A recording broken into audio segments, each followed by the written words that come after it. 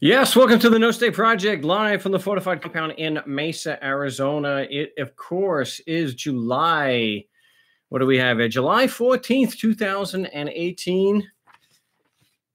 We got 3 hours of Anarchy Radio right here, as we always do on the Liberty Radio Network from 1 to 4 Pacific Standard Time and 4 to 7 if you're on the East Coast over there. So yes, Free Talk Live is immediately after the big show. So tune in for that. I got a lot of stuff to get to. Appreciate everyone tuning in to the big show, which is also streaming here live on my YouTube channel, No State Project. Yes, a lot of thought went into that one. No State Project, because what we seek to do here is to educate people and show the evidence and the devastating logic that there is no state, that the idea that there are states and citizens and governments is an example of what we like to call reification. That's right, reification. That is acting as if something that is abstract is something that is just an idea in your head, and it's acting as if it's real. So I like what someone said. I don't know this if this is the thing, but like SpongeBob, imagination. Gee, am I going to get a copyright strike for that? We'll see. But reification, yes, reification's a hell of a drug. I talk about that a lot in Government Indicted, which you can get at markstevens.net. And you want to join me here on the big broadcast, it's 218-632-9399. 218-632-9399. The passcode is 2020 with the pound sign. That'll get you into the queue there. And speaking of reification, let me just take a moment for new listeners and viewers. Why do I say that there's no citizens and states, no government, that there's just men and women who force us to pay them money? Because if they don't call themselves a government and they just force strangers to give them money, then the average person would recognize them as the criminals that they are. Because that's exactly what the facts tell us. Let the data speak no matter what the data says, right? It's supposed to be going based off of the evidence, damn it. So reification and why we can't prove the idea that someone's a citizen. I did a whole video about this. I've done a lot of videos about it, but one in particular where there was a 19-year-old that couldn't prove that she was a citizen. And I put in a video that nobody can prove she's a citizen. Nobody else can prove that they're citizens, because whether or not somebody is a citizen requires, that's right, it requires evidence. Yes, because that which can be asserted without evidence can be dismissed without evidence. Although here we actually do have quite a bit of evidence to show that there are no citizens and states. The facts are in stark contrast to those conclusions, and certainly don't even begin to support those conclusions. So what I've mentioned first time in print, I guess, was Adventures in Legal Land, that do you have a citizen? A citizen is a member of the body politic, owing a duty of allegiance in return for a duty of protection, that these are reciprocal obligations, one a consideration for the other. That's a lot of words of art in there. Member of the body politic, owing a duty of allegiance in return for a duty of protection. The evidence to prove that those actually exist, that there are real obligations, real enforceable obligations. Well, the problem with forcing people to give you money is that you don't create an obligation at all. You don't create a legitimate obligation. It's morally reprehensible and, of course, doesn't create an obligation. That's why the whole thing falls flat on its face. The whole thing falls. A resident is not a member of the body politic, but owes a duty of allegiance in return for a duty of protection. The difference is that they can't vote. Still a legal relationship or a political relationship.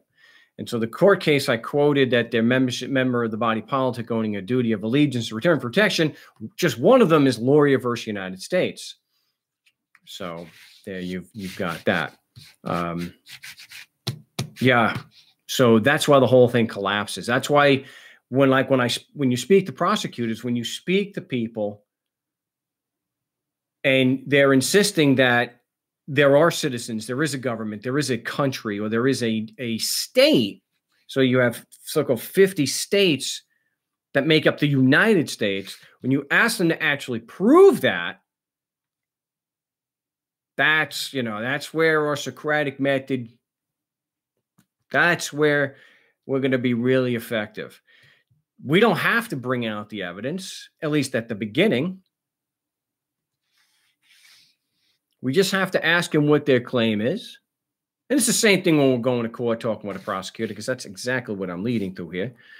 I actually have a little preparation for the big show today. So I wrote that. I wrote, that's my prep. And when we start asking these questions, that's when it really gets effective at having somebody either verify that their claim is true, or like in the case with prosecutors and people who believe that there are states and citizens and that their political laws actually apply to us and create obligations. When you start asking questions about why do you believe that that's true? What evidence do you base that on? And I've questioned enough people about this. I know how it goes. I know, and you can listen to the call of shames, and you can listen to some of the calls to the show where people have come on the show and insisted that there were citizens, insisted that there were states, said that they're not just people forcing us to pay them, that they have the legitimacy of the laws because they're the government. Really? And the evidence, you see the rabbit hole that you're going down here. So this is why I say it's turtles all the way down, because all they got is opinions. They don't have any actual facts. Because once you start examining the facts, which is what you're supposed to be doing when they charge you in court, but once you start examining the facts and you pull it out of the realm of reification, when you actually put somebody on the spot to prove their claim is true, if they're basing it all, if it's political, then most of what they're talking about is it's just opinions and reification. They think it's real in their heads. And that's only that's the only place it's real. If you get into the real world, you get into reality where the rubber meets the road, so to speak, they can't prove it. And that's why prosecutors, not this particular one in Arizona, not yet, I'm sure she's going to do that, they start spewing this crap that they are special. They don't say that they are, but what they'll do is they'll argue that law and in politics, you don't need evidence. That as long as you call yourself a government or you're an apologist for a government, for people who call themselves a government, then all bets are off. Basic principles of logic and fact-finding, when it comes to political opinions, no, reification rules the day. Because, hey, having a prison system to enforce your will means never having to have a logical, coherent, lucid argument and evidence to support your claims. You just say it's true, and it is. We reject that. We, as skeptics, as anarchists, the reason why we should be anarchists, why I became an anarchist, because I reject that. Completely reject that. I do not accept someone's claim is true just because they said it's true. And I certainly am not going to accept it as true just because somebody else agrees with the bureaucrat or with the state apologist. Well, we've got the august. Yeah, that's another big word. We've got the august Justice Holmes over here. Why do I always do fake an English accent when it's Holmes? So just because a lawyer who has a vested interest in that opinion being correct and adhered to said so, doesn't mean it's true. It's called a proof by assertion fallacy. Got to go to a break. Remember, for those watching the YouTube stream, it is a live radio broadcast. So we're going to have a few minutes worth of commercials. And for editing purposes, I will not be speaking. But you can join me at 218-632-9399. Passcode is 2020 in the pound sign.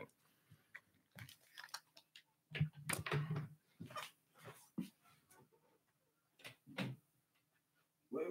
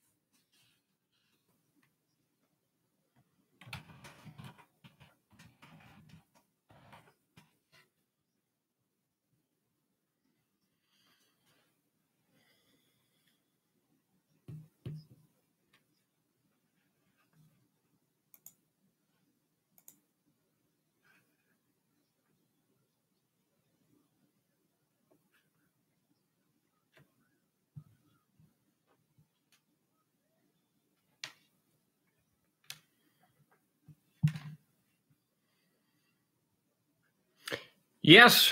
Welcome back to the broadcast here on LRN.FM, the Liberty Radio Network. Of course, this is the No State Project, 3 hours of anarchy radio with me, Mark Stevens.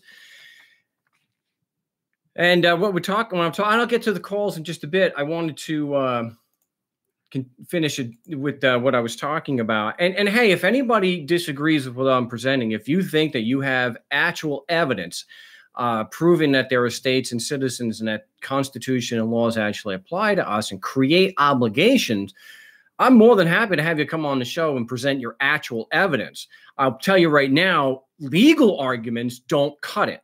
I'm not going to accept well, I actually had a tax agent last week said that the 14th Amendment proved that the Oregon Constitution applied to somebody. Really? But doesn't that, and I said, well, doesn't that presume that the Constitution, the U.S. Constitution applies in the first place? We had to, he was a nice guy, and we had to agree that, hey, he's just not going to accept that.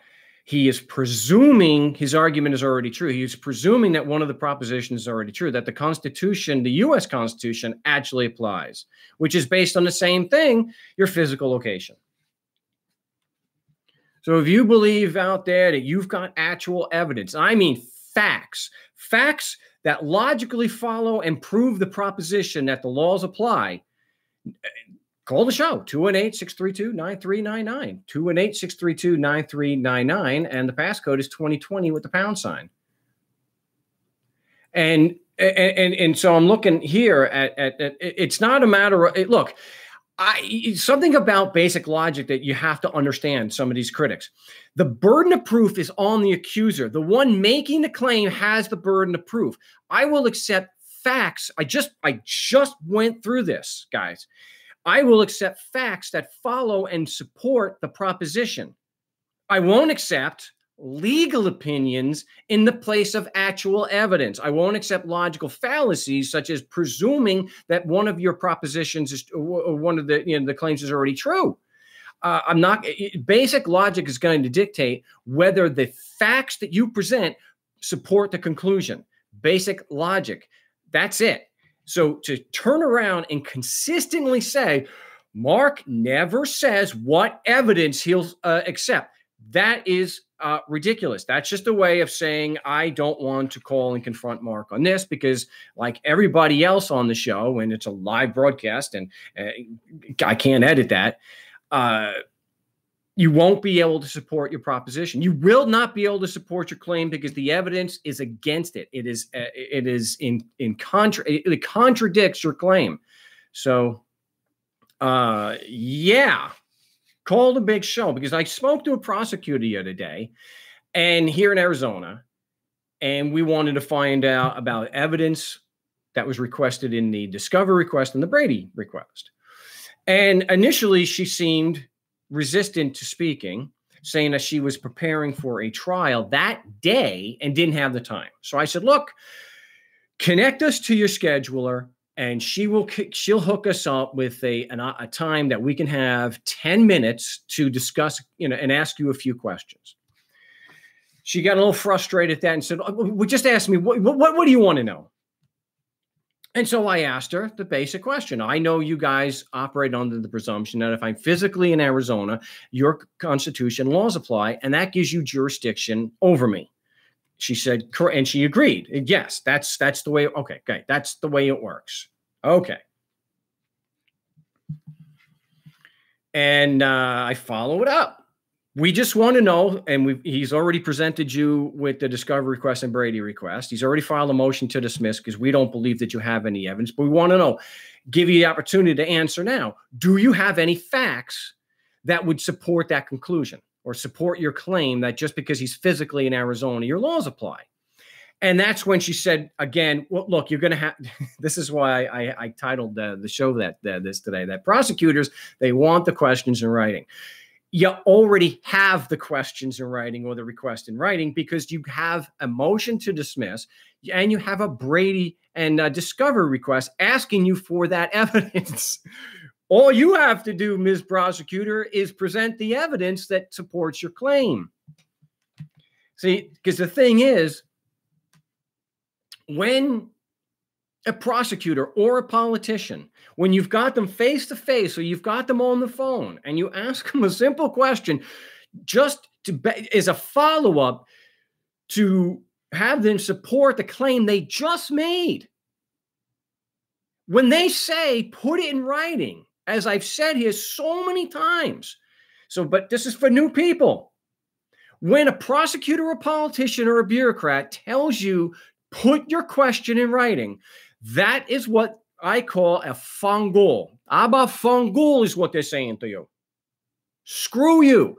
They are telling you in their little code words there, okay? I am not going to answer your question under any circumstances. Aber fangul and your mother too. That's what they're telling you. Because she's trying to prosecute somebody. This is a criminal charge. If it's so easy to prove with evidence, with facts, that the laws apply in this jurisdiction, then hey, just present it. Why go through all this crap, put it in writing when you have no intention of answering it? Zero. Just like Miss Castillo up in Massachusetts. I don't have to prove that to you. Oh, well, the evidence is in the complaint. What in the complaint? I don't have to answer that. I don't even have to prove that. Aber fangul is what they're saying to us.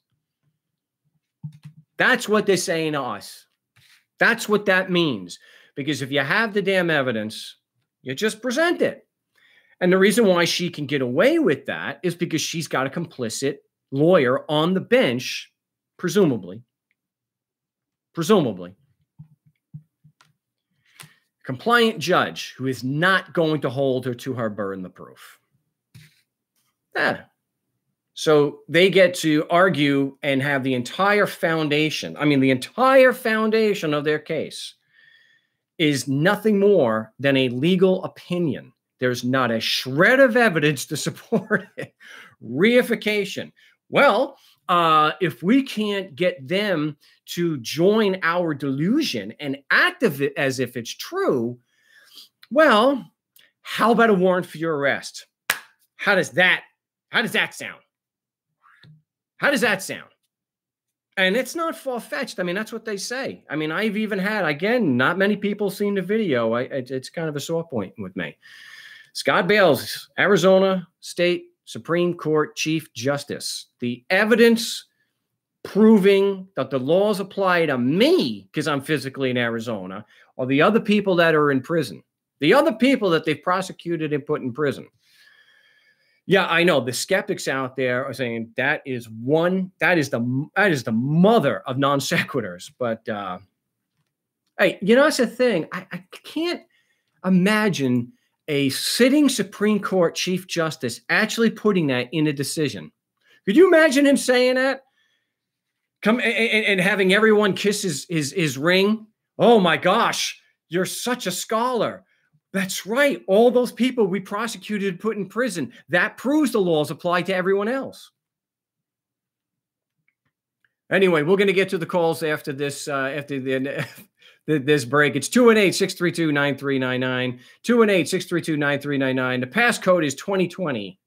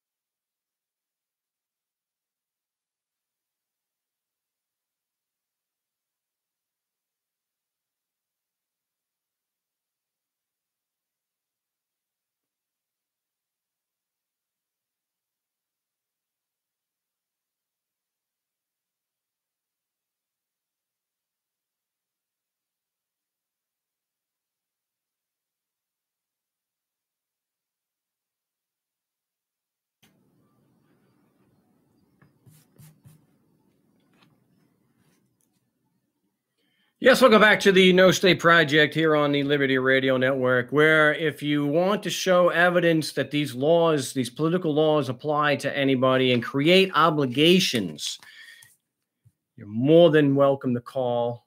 Hell, if you're on YouTube, give me the area code and I will take you first. I don't mean any offense to anybody calling who needs help. We'll get to everybody. Even if I have to blow through commercials to get more content to you today.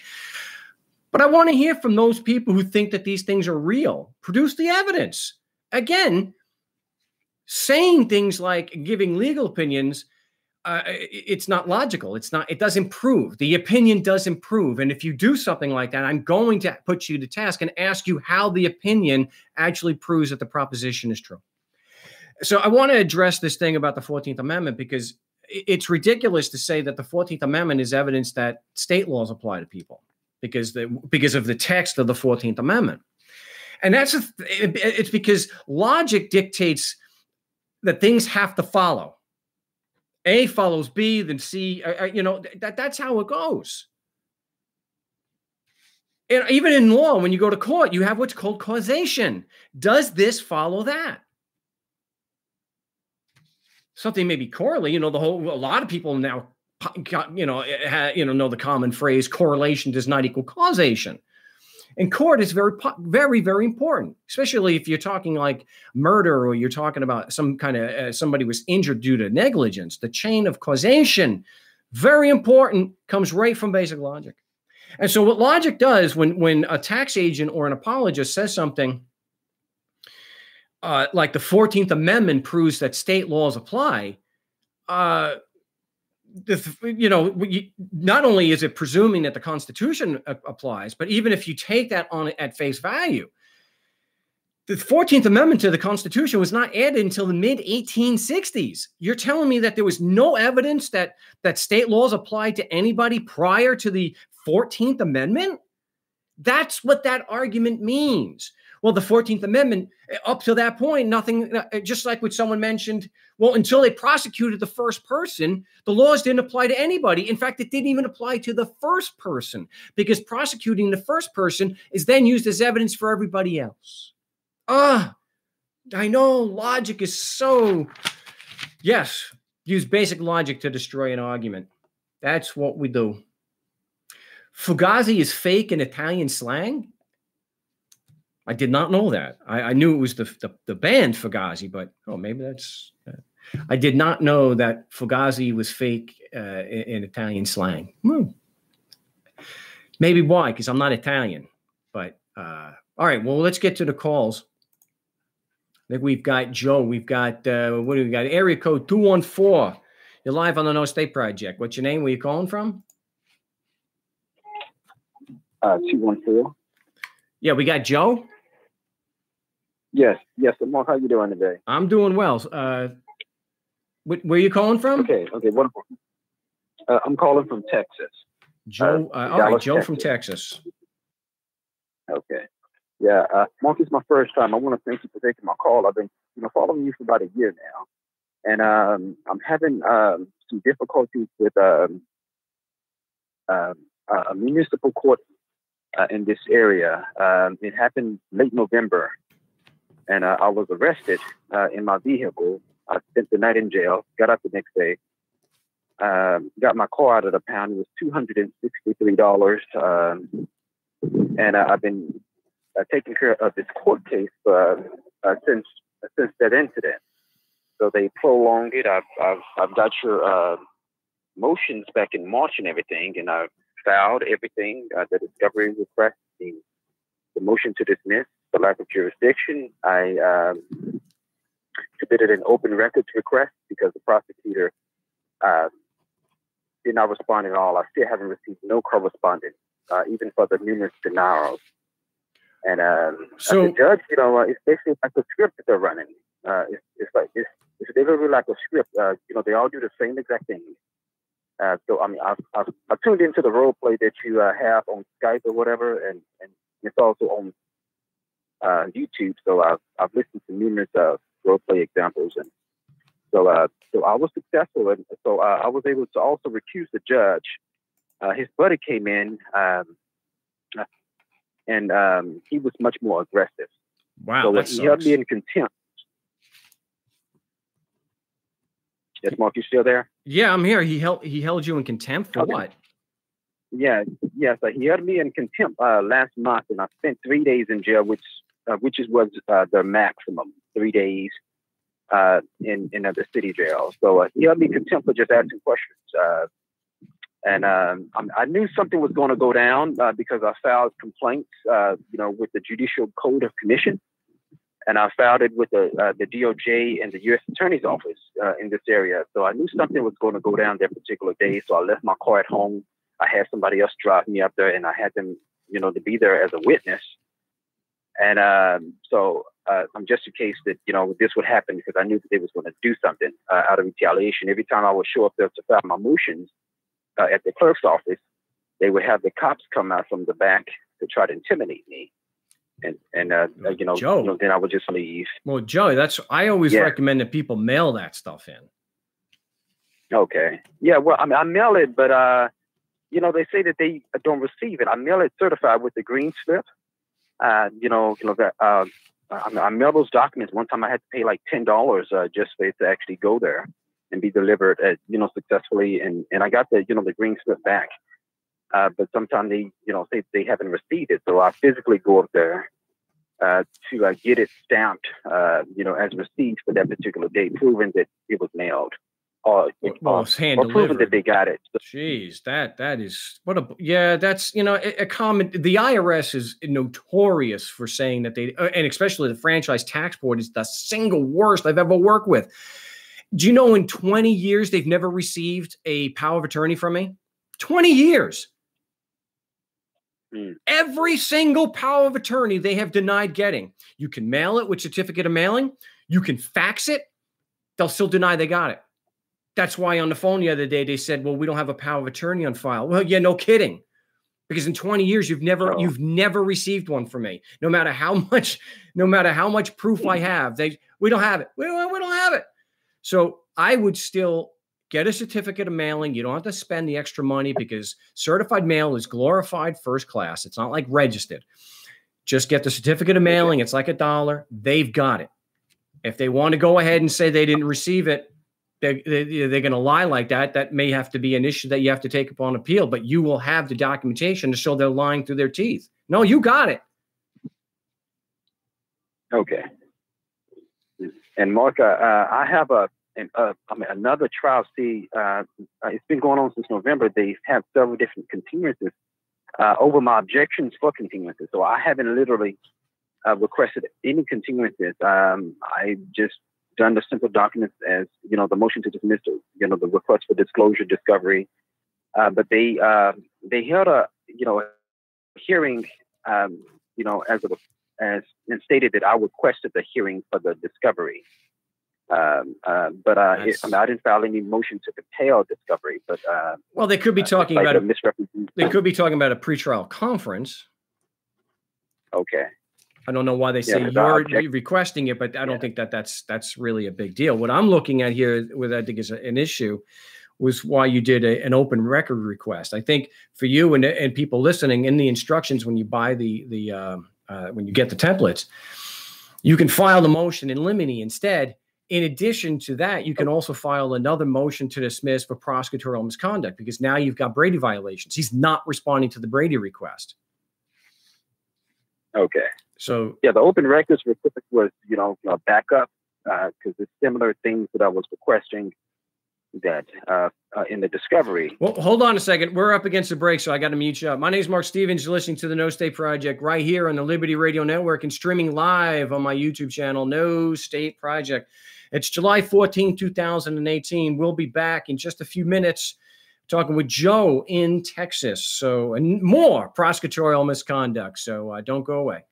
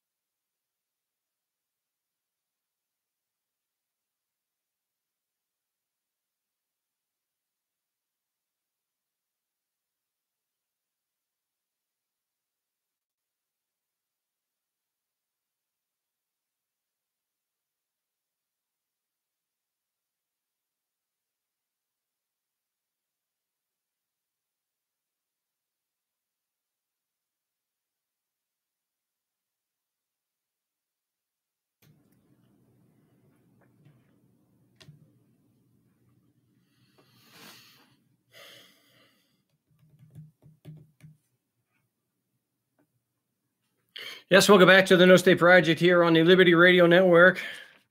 We're also streaming live at my YouTube channel, No State Project. So if you're not subbed, get subbed so you can get the notifications when we're doing a live broadcast there. If you want to join the big show, 218-632-9399, 218-632-9399. The passcode is 2020 with the pound sign, or 2020 with the hashtag. You can also get me at Frank Rizzo 3 on Skype, and I can put you into the No State Project Skype chat. Do not call from Skype directly. Always instant message me first, although it's best just to call the show and get into the queue where we got quite a line going now. Let's skip. All right, we're talking with Joe in Texas. So I'm sorry, you were saying something, and the music came in. I could barely hear you. So what were you getting into? Yeah. So Mark, what I was emphasizing was, I only found the open records request as the last result to get the similar documents that the prosecutor refused to give me. But the open records request was denied. Everything was denied. They sent it to the state attorney general's office and told me to consult him. So they denied everything. And it's like they said it goes against their statute. And then I brought in the United States Constitution, which actually, or supremacy clause, which trumps their state claims, because they fear of a lawsuit. Well, not necessarily, but I think that if anything, bringing in the U.S. Constitution, when you're talking about due process, that is something that they're supposed to comply with. But the states can have different rules as far as the way trials are conducted. Some states have it that you don't always get a preliminary hearing to determine probable cause if you are given a felony complaint, where most places, you get the prelim, but some places don't do that. You've got different discovery rules, for example, in New York. But what's constant, what is constant, though, everyone, is that Brady requirements, whatever their discovery rules happen to be, it doesn't matter what the state, the Brady requirement comes from the Fifth Amendment of the U.S. Constitution or the 14th Amendment, and that's how it applies to the state governments. And they are supposed to have an obligation under that. So regardless of their state procedure, Brady is still a requirement at every single step of the proceedings. I think here, though, I would suggest the motion in limine and the motion for prosecutorial misconduct. Okay, well, Mark, what is, they said that they don't have any Brady. If they're going to deny you Brady information, you've got that in writing, then you put it into your motion to dismiss for prosecutorial misconduct, because they are responsible to give you Brady material. Unless they're saying that there's no Brady material to give you. Yes, that's what she indicated. Okay, that's different. The judge and the prosecutor were working together. Well, that's different. If they're saying there's no Brady material to give you, then I would follow up my discovery request and say, please let me know that yes or no, that the witness you rely on to prove that the laws apply and I violated them, that they have personal knowledge of that. Okay. And so hold off on. The new trial. I was actually at trial last month, and they were basically trying to railroad me. It was like 8 cops there, just laughing, and the new judge was just ignoring everything. Each and every time that I talked, he told me, "Don't be disrespectful," etc. He was just going off the wall. I was, surprised that, if he was actually being recorded at all for the transcript, because it was just no order. So I wasn't allowed to talk. They already screened the jury, so I wasn't allowed to do the voir dire. They had a jury next room where the state filed a motion in limine at the trial. The state filed a motion in limine, saying that I cannot challenge jurisdiction. I cannot say anything relating to a valid cause of action. I cannot cross-examine the cop. This is the state's motion in limine, and I have it right now. You have got to show me a copy of that. Okay. I'll send you a copy. And so this was at the trial, so before the jury came out, and he just, after this, he held me in contempt for just standing up and asking a question. And so they reset the trial for 12 days from now. So the trial is on the 26th of this month. So I may need a writ of prohibition to possibly deny that trial. Because, okay. But all right. So now that makes sense. So the judge granted the motion in limine. Did you have any opportunity to object to that? Yeah, the state's motion in limine. I tried to object, but he was overruling everything that I said. And he kept talking. Every time that I would respond, he just kept talking, and he allowed the prosecutor to respond to everything. Each and every time that I would talk peacefully and, respectfully, I would raise my objections. The prosecutor called me a sovereign citizen, which, I objected to that. It was improper character, opinion, and speculation. So I immediately objected to that. She also has some other things in her motion, which I have the motion in limine, her motion in limine right now.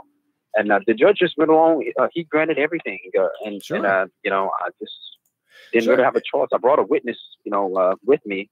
The judge and the officers intimidated my witness, so she basically kind of got afraid, and she's not going to return with me. So okay, all right. We got a lot of callers, so I want to get you before the top of the hour break. That's a pretty big problem for the judge to then turn around, allow you to be smeared as a sovereign citizen, because that's a domestic terrorist, according to the FBI, to not allow you to defend yourself against it. So whatever the merits of the motion in limine were, they have to allow you to defend yourself against that. To turn around and say that you cannot challenge the officer's determination of jurisdiction on cross-examination is just a denial of cross. They're not allowing you to challenge that, and to not allow you to go back and challenge and ask questions regarding the witness's prior statements. That is the definition of a due process violation. That, according to the Supreme Court, the denial of effective cross-examination without waiver would be a constitutional error of the first magnitude. It is so bad you don't have to show prejudice to have it reversed. So, now it makes perfect sense why you're saying you've got to have maybe a writ of prohibition. The chances of them taking jurisdiction on a writ of prohibition are pretty slim. We've never actually had them do that before in Texas. So you probably have a better chance of stopping the trial by filing another motion to disqualify the judge on the grounds that the judge is not allowing you to defend yourself. And he's allowing the prosecution to call witnesses that you can't challenge on cross-examination. And he's allowing the prosecutor to smear you by calling you a sovereign citizen. He's basically saying the defendant is a domestic terrorist. When you say sovereign citizen in court, when a prosecutor says sovereign citizen, that is the nice way of saying domestic terrorist. That's okay. It's right there from the FBI. That's the way law enforcement looks at us. And I've experienced it myself, even though I wasn't wearing this shirt at the time. It was another No State Project shirt with a big anarchy symbol on it. And they still referred to me as a sovereign citizen and a terrorist. So, all right. So if you get the motion to disqualify in like Monday, because you're running out of time here, then the second time, because I already accused him one time. I don't think he recused himself because it was a second judge. His buddy came in. Yeah. But his buddy said that I'm denying your motion to recuse. So I got some paperwork saying that this judge is going to come back.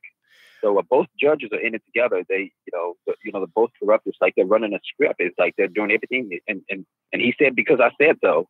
And so I asked, him, exactly, for what you said. Is it because you said so, or is it because of the prosecution's evidence? And he said, I don't have to, answer that. Oh, yeah. So I'm a big bully. I have a prison system. I was asked a simple question by someone desperately trying to defend himself. I don't have to answer that. I said so is the same as Abba von Gold. That's what he's telling you to go F yourself. If you filed and they already denied a motion to disqualify the judge, and the same judge is going to be sitting on the trial, and you know that, then you're better off with getting a petition for a writ of mandamus to review the denial of the motion to disqualify. That's usually pretty solid grounds to stop a trial and review the denial of the motion to recuse. I gotta let you go. My name is Mark Stevens. We're at the top of the hour break. You want to join me here on the big broadcast? It's 218-632-9399. 218-632-9399. Passcode is 2020. And for Joe, you can, and everyone else, you can get that template off my website, markstevens.net. Okay, we're at the top of the hour break. So for the YouTube guys, we got about 5 minutes. So yeah, smoke them if you got them. Wow.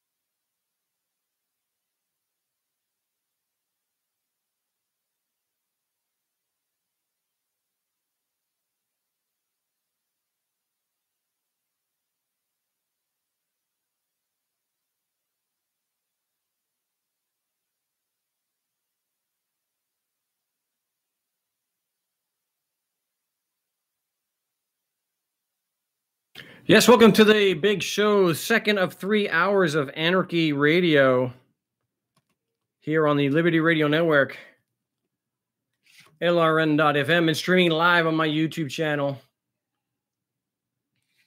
No State Project for July 14th, 2008. And the call-in number is 218-632-9399, 218-632-9399. The passcode is 2020 with the pound sign, 2020 with the hashtag. We'll get you in there. And somebody, get to the caller in just a second. Somebody's asking, it's a persistent post that someone, and I don't know if this individual is the one always doing it, but I'm going to read it. It's from David. A motion filed in court is a request for the court to act. The court couldn't grant the motion unless it has jurisdiction to. It may have jurisdiction to make a determination on the motion. Doesn't mean they have jurisdiction, a personal jurisdiction or subject matter jurisdiction to proceed against somebody. So a good example of that would be, let's say you file a claim against a complaint against a judge. And the judge files a motion saying absolute immunity, which denies the court jurisdiction to act. So they file the motion, the prosecutor or the state attorney files a motion to dismiss on the judge's behalf, saying the court does not have jurisdiction because sovereign immunity and absolute immunity, that the court has no jurisdiction to proceed against the judge. If the judge makes the trial judge makes a determination of jurisdiction, does that mean he has jurisdiction over the parties? Does that mean that there's subject matter jurisdiction to proceed if he denies the motion? I'm going to have to go ahead and say it's a limited exercise of jurisdiction to make a determination on the motion. It's not granting personal jurisdiction, and it absolutely can't be seen as granting subject matter jurisdiction, because subject matter jurisdiction is more than just filing a motion. So I don't think it gives the court, I think what the standard is, the court has a limited jurisdiction for the purpose of determining the motion only. Because if they throw it out like they did with the NSA, ACLU versus NSA, that there was no jurisdiction because there was no standing to complain, they threw it out for a lack of evidence proving jurisdiction. So it was tossed out. So they had limited jurisdiction to throw it at, to make a determination and throw the damn thing out. So somebody else is saying, and I didn't see an answer here, that if there's evidence of injury, there's jurisdiction. And my question is if there's evidence of injury, does that prove the Constitution applies to then give the court jurisdiction to hear the case? I don't see any, I don't see any evidence of that at all. Someone would have to explain, either call the show and explain that. Because I don't see how if somebody was to punch me, let's say I punch them in the face, does my punching them in the face prove the Arizona Constitution applies to me? You're going to have to explain that one to me. So someone's saying, a lawyer told me when you file anything with the court, you have invoked and accepted the court's jurisdiction to act like, no, that's not, no, because the court cannot acquire jurisdiction over a judge, for example, or a prosecutor where there's absolute immunity.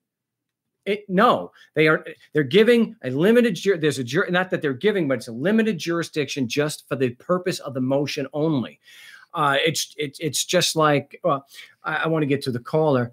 Let me unmute everything first over here. We've got area code 510. You're live on the No State Project. What's your name? Where are you calling from? Hey, Mark, this is Trevor from Bay Area, California. How you doing? I'm doing fine. What can I do for you today, Trevor? Okay, so what we got going on here, I've been listening to you for a long time now, and I'm just soaking up this information you got. It's great stuff. I've done my research on everything you talked about. It's completely true. So I got a letter from Franchise Tax Board that are pretty unpleased that I didn't file my tax return last year. And I've been going over your videos, but I just want to confirm, what are the perfect steps to take when dealing with this? You call them first and then start a correspondence with them?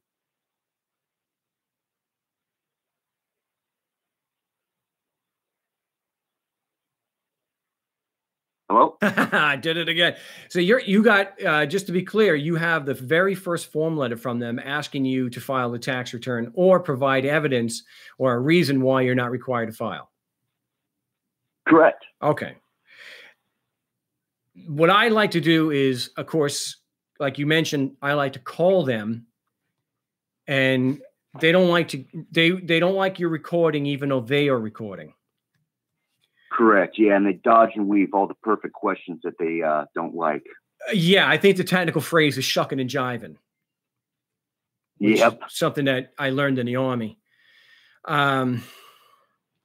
They don't like to do that. So I was, I speak to them on a regular basis. We got a stay of proceedings yesterday, but they didn't want to give us that in writing. They actually said they couldn't do that, which is not true because I have it in writing on the website. So I have proof to the contrary, but that's what you had to say. When they, all right, so we call them and we want to speak to the agents and confirm what their position is, why they sent us, why their computer sent the form letter, why they believe that their laws apply and obligate you to file a return. And then we want to ask them for the evidence that that claim is based on. And they usually hem and haw, say something like, oh, you got to call the legal department. That's not true. So what you want to do is when they say you have to call the legal department, you have to ask them, did the legal department make these legal claims against me and send it through the mail? Okay, writing that down. Got it. Good. Okay. Now, for those listening, we all know the legal department is not micromanaging. It's just done by the computer. It's done in collections. So, or one of the 250 departments that they say they have. So usually, basically, you're trying to pin a person to the name who's making the claim, and they can't have that for you. Well, they're going to play. They're going to shuffle and they're going to try to say that the what the agent said was, you can't hold the whole agency responsible for that. But what it comes down to is, this is something we always ask. If you are not the agent responsible for making this determination, and you are not an agent who can dismiss this or vacate this, then you need to put me on with the one who can. And that is a very difficult thing. They may want you to speak to the legal department. Now, technically, the legal department can order any assessment. This is what they told me anyway, that they can order an assessment to be vacated. They could just walk in and physically, well, they have to do the computer. They could do the keystrokes. But anyone in collections can abate the assessment. They can end it. So they're usually lying when it's only the legal department that can do that. That's not true. It absolutely is not true. So one of the things you want to do is you want to ask them, do you have the authority to abate an erroneous assessment? Erroneous assessment. Okay. And my other question was, I've been looking back at your videos, and I think I got a pretty firm grasp on how to deal with that. And I got a couple more notes. But I also want to ask you about credit cards and car loans. Can you also use this Socratic method in dealing with this?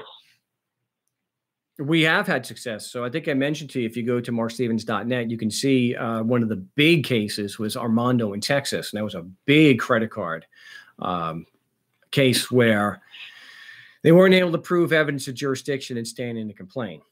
And that was okay. Down. But so in dealing with them over the phone, I've been this is dealing with Wells Fargo, but I've boosted as far to the top of the list that I can, and been talking to this guy, and he's just saying, "Oh, this is just no, you can't do that. You owe us money. This is the way it is." Of course. And of course they're going to disagree. Well, I got to mute you up here a second there, Trevor. We'll be back.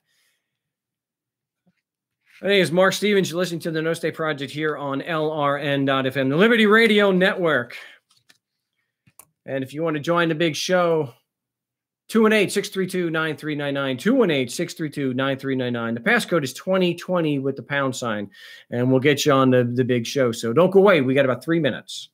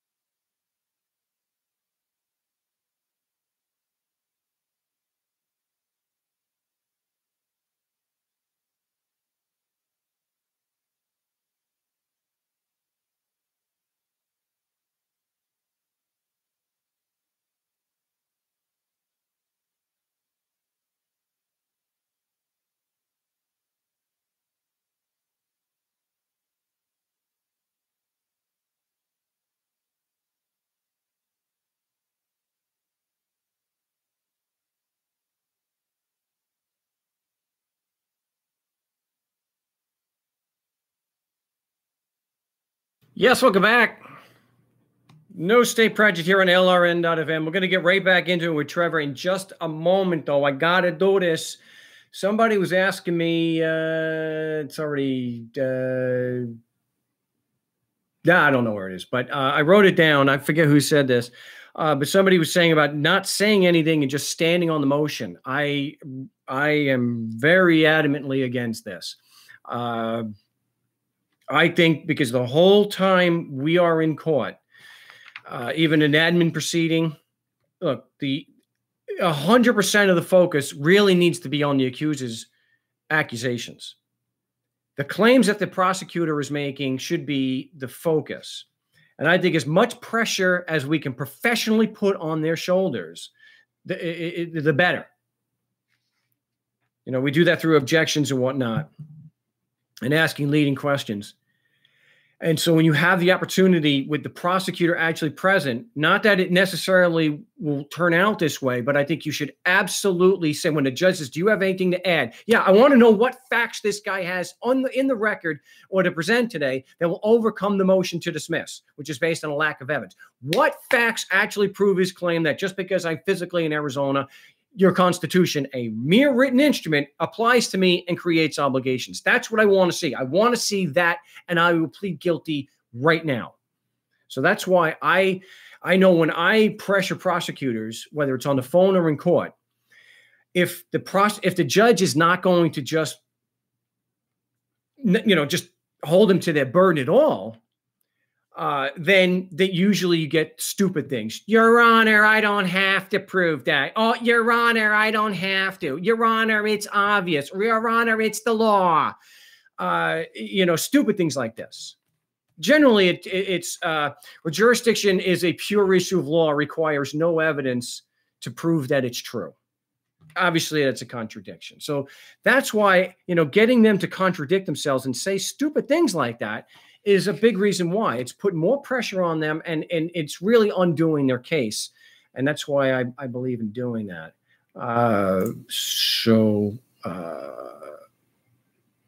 Okay. Took care of that. All right. So let's get back to Trevor in the Bay Area. Okay, Trevor. So I'm sorry. We were going to break, and I couldn't hear you over the bumper. What were you saying? Yeah, no problem. No. Okay, so I think I got the IRS dealt with. I think I know how to deal with them. It's the credit card. What's the best way to deal with that? Okay, well, just like it to them, say, hey, I'm not going to pay you the money because of this. Well, that would be bad faith. That or could be perceived as bad faith. And I think that everything that we do, everything we do, whether it's a private attack or it's a government attack, I think we should always be taking the high ground and wanting to resolve it. Resolve the matter. Yeah, we want to resolve the matter. We want to show that we're exercising good faith. Because if we can show the credit card company is not exercising good faith, then that should be a bar to them filing against you in court. So, for example, if you say, look, I want to resolve this in good faith, and I just have a couple of questions, because this is a legal matter. If they will not deal with you, period, that is bad faith, because the clean hands doctrine, not that every court will apply this, but it states that, well, it has to go to standing to complain. You have to have a case that's ripe. And for a case to be ripe for adjudication, you have to have done everything reasonably expected to avoid court so that you were trying to resolve it, because court is supposed to be a drastic last resort. I know, get the laughs out now, everybody. The IRS didn't get that memo.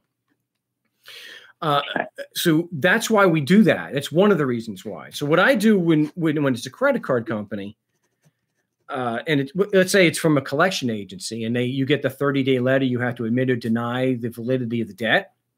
What I like to do is say, look, I would like to resolve this in good faith, but I'm not a lawyer. I don't understand all these legal things. And a question I have before we can move forward is, are you asking me for an opinion on your client's legal rights?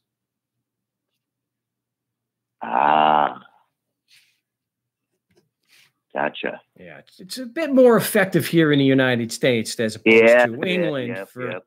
But because here, and I actually got one dropped years ago because they said, look, I don't know you. You don't really know me. All I can tell from this, is you want to entrap me to commit a crime. Like, what the hell are you talking about? Who's trying to entrap you?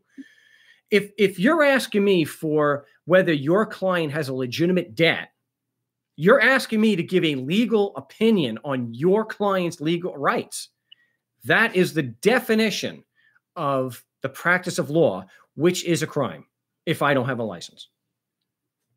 And gotcha. He's I'm gonna like, have to but he's go over this video again to write this down. I like, and so what this guy said, he says, well, I'm not going to report you or anything. Oh, that's right. The individual who's acting on behalf of the government is not going to report me. You have to excuse me that I don't trust you. Okay. And he wound up killing the account, which was pretty nice. That's the way I started, though. Gotcha. Okay. And the last thing, I don't want to be too long. I got to get to the studio and get loud too. A failure to appear. I got notice of no current registration and a maintenance lamp and device required. So they didn't, I don't see anything on this paper saying that they're going to do anything with my license or deny next registration because this is an old car I had. But this basically just went to collections, and I can deal with that the same way, correct? That's the way I would do it, yeah. You're going to get a 30-day Gotcha. letter. They're supposed to do that by law. Gotcha. Okay, I think I'm set. I'm going to be going to your site and taking care of getting those Brady requests just in case I need them and all your other good stuff, and I'll be getting your book too. Oh, cool. Great. It is available as, you Awesome. know, yeah, the two, I don't have Adventures in Legal Land available anymore. That you have to get on Amazon. But yes, you can order government indicted through me. No problem. Thanks a lot, Mark, for your help. I'm going to head to the studio and get loud, play some metal, and you have a great day, man. Wait, hold the phone. Are you a guitar player? Oh, yeah. Oh. That's one of the things that caught me onto. Hey, this guy's an anarchist and a guitarist. Yeah, I got the Les Paul right here. Nice. Yeah, I got a Schecter V at the studio going out of a Marshall. Wow. Oh, nice. I think I held up the amp. I'm trying to get that. Yeah, I'm trying to get that new Piva Randall Satan amp, that Old England from the Haunted. I'm not familiar with that one. Really metal. Yeah. Yeah, it's one of the newest ones out there. It's 120 watts. Really nice amp. Hoping to get that pretty quick. But I don't want to take up any of your time. It's more important. I'd rather talk about music, but give me some of your favorite guitar players. What guitar players influenced you to play? Well, actually, a whole bunch. When I first started out, it was all about Testament, Bay Area thrash legends. You know, Alex Skolnick. Yeah. Amazing. All right, we're going to blow through a break. I'm just going to mute. I'm going to mute the feed, and so I want to spend a couple of minutes off air talking with you because now we've got you. You know, we're still on the YouTube stream. So, so Skolnick. Well, yeah, obviously Skolnick is a tremendous player. Who else?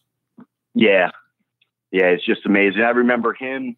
He was on stage with Gary Holt, and they were going back and forth, leading each other, and Alex just tore Gary Holt up. It was pretty fun to watch. Wow, that's impressive. Yeah. As far as metal guitar players, there's a lot, but some of the ones that really had an impact on me, of course, was Dave Murray and Adrian Smith. Holy crap, what a duo! And I shouldn't. Oh, I didn't mute the stream. I did mute the stream. Someone's saying I didn't mute the stream, but it couldn't possibly be going out over the air. Well, I don't know. So we got the. Okay, that sucks. All right, well, we'll have to. Hey, you'll have to give me get us a recording. Maybe we can use some of your music here as bumpers on the show. Oh, that'd be awesome. Yeah, we'll do that. All right, cool. You never get to the Bay Area though, huh, Mark? It's been years. I did I did a workshop there years ago. Well, actually in Mateo, or the Oakland area. But it's been a while. Mateo. Yes, yeah, it's been a while. So, one day we'll get back there. But all right, let me let you go because the stream is, if for some reason the stream's not muted, but no one can hear us. Get me call again and get me a recording of some of your stuff. Yeah, definitely will. Thanks for your help, Mark. All right, appreciate the call. Trevor in the Bay Area. So I'm going to have to meet back up.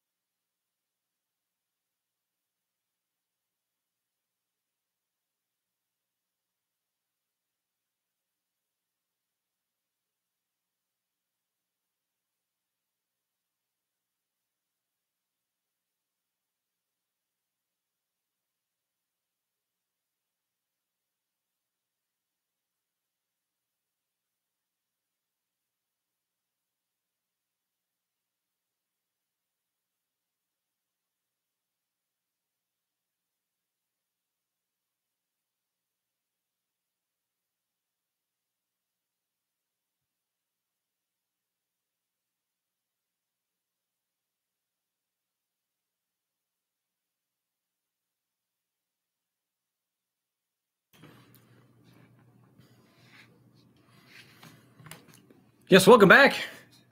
We are halfway through the big show today already. If you want to join me, it's 218-632-9399, 218-632-9399. Passcode is 2020 with the pound sign. So, hey, if somebody just wants to talk about music, we're not having a lot of callers. I'm happy to talk about music, which is really important. Mark, were you just getting in a couple of quick deadlifts? I deadlifted this morning. So, no deadlifts this afternoon. That was in the morning. I won't be deadlifting again till Tuesday.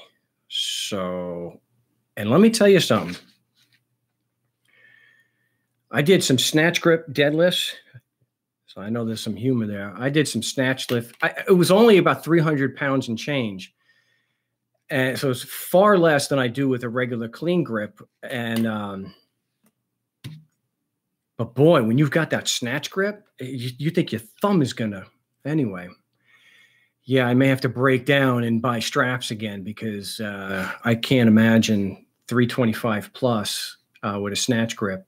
So that would, yeah. Damaging enough on your thumbs. So, but yeah, that snatch grip. Anyway, all right. Yeah, we're going to get back to the calls over here. And my caller dropped off. I don't know what happened there. So that dropped. Okay. All right. Well, the numbers, hey, maybe we're going to talk about deadlifting and guitars. We've got Tom back on the big show. Hey, Tom. Hey, Mark. Just wanted to call in John, and I had a really good conversation today. John has joined the NSP within the last month or so, and he comes from a very unique perspective.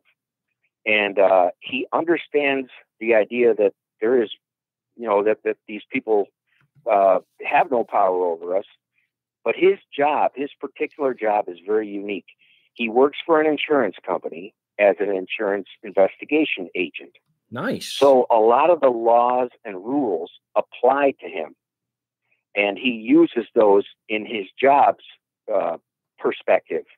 But then he understands this situation, that when they're bringing things against us, that there's no victim, there's no crime, that it doesn't apply to us. But he still, he likes to have some kind of a rule system. I guess I'm ranting a little bit here, but I do have a point to this. As we left off, our call ended last week on this topic, the mechanics, as you called it, the mechanics of a no state system. I'd like to continue that a little bit, if we may. Of course. So again, I don't sound like you're talking, but again, there has to be some kind of a system. And as he said, his idea, and you hear this all the time, we just need to get the right people enforcing that system and get it back to the basics that it was. But that never seems to happen. It doesn't seem to be possible. Well, I think we've been talking about more and more lately on the show, which is great. And I'm glad that, you called in and we can talk about this again, about the how does it work? Tell me how the nuts and bolts of this work. I think a lot of the present system should be held over. I think we just have to get rid of the compulsory nature.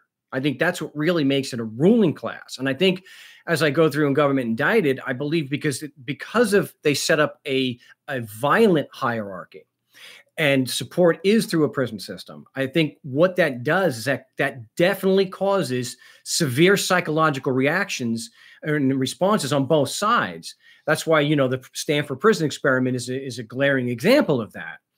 The obedience to authority.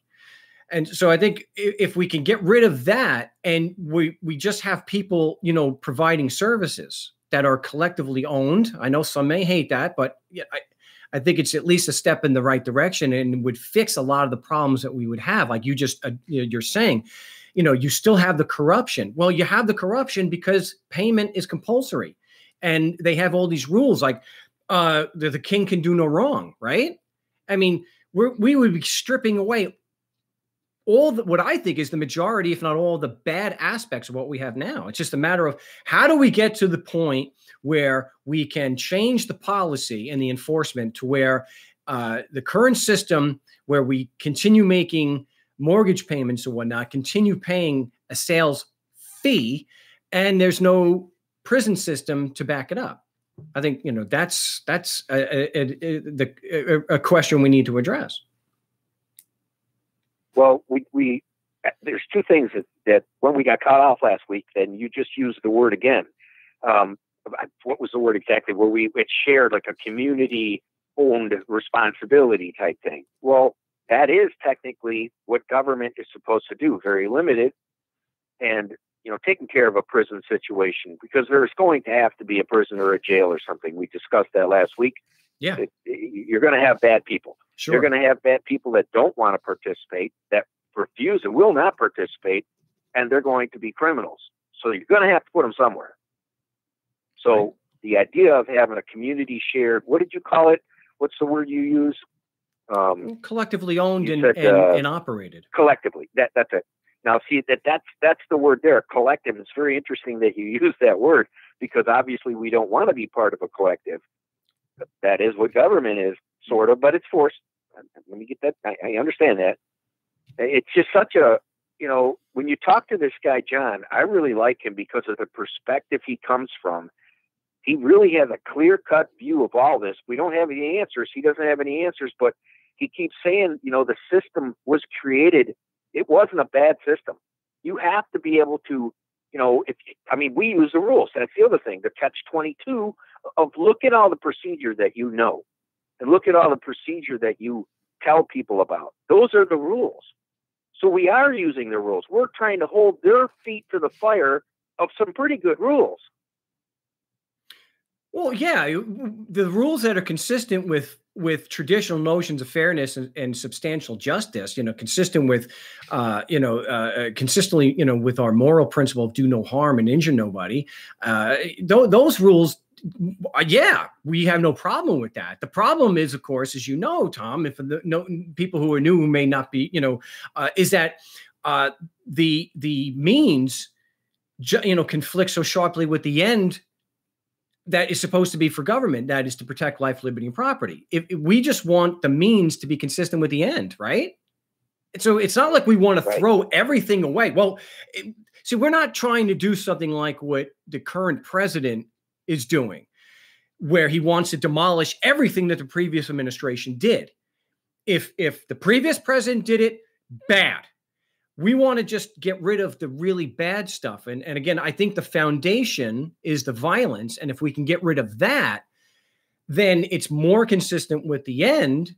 And I think a lot of the problems will at least be easier to deal with. I mean, come on. I mean, don't you think it's going to be easier to deal with, let's say, someone who's working for the collective and he's providing services? Let's say, he's like in a position like a mayor who's overseeing all of these services. Don't you think it's going to be easier to hold him accountable when he doesn't have sovereign immunity? Oh, yeah, exactly. And it's kind of, that touches on a base of what corporations are really about.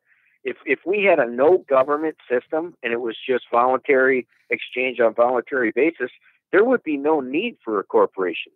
You wouldn't need to hide behind what you produce, and you shouldn't be able to.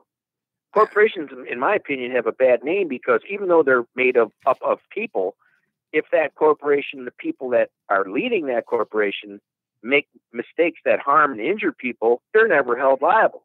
It's the same thing with this government immunity. Sure. Well, Tom, hold on 1 second. We're up against the break. We'll get back to the immunity part when we come back. So I remember to write that down. We'll be back here on the No State Project. We're talking with Tom in Detroit. We're going over the mechanics. So how do we envision an anarchist society to function? What are the mechanics? And is it bad if we have collective ownership and maintenance and of something? I don't think so, but we'll talk more about it on the other side.